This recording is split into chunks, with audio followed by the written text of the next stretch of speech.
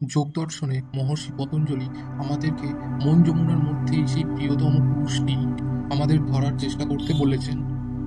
কারণ এই মন যমুনা এত স্বচ্ছ হয়ে যেতে পারে যোগ অভ্যাসের মাধ্যমে, তাতে আমাদের প্রিয় প্রাণ পুরুষ, আমাদের ভগবানের প্রতিবিম্ব তাতে অনায়াসে দেখা যায়। এরই ধীরে ধীরে সেই প্রাণ পুরুষ সর্বত্র সর্ব জায়গায় তার ধীরে ধীরে বাসস্থান করে গেছে, সর্বত্র বর্তমান।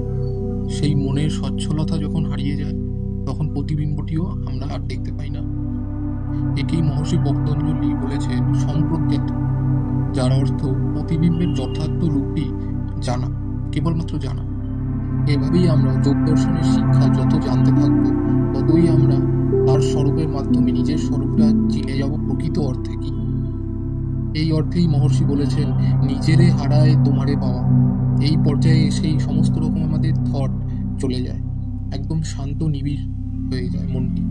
এই অবস্থাটিকে মহর্ষি পতঞ্জলি বলেছেন অসম্প্রজ্ঞাত। এই হলো সম্প্রজ্ঞাত, যার মানে জানা, আর তারপরেই অসম্প্রজ্ঞাত, যা জানতে জানতে নিজের স্বরূপটি, প্রকৃত স্বরূপ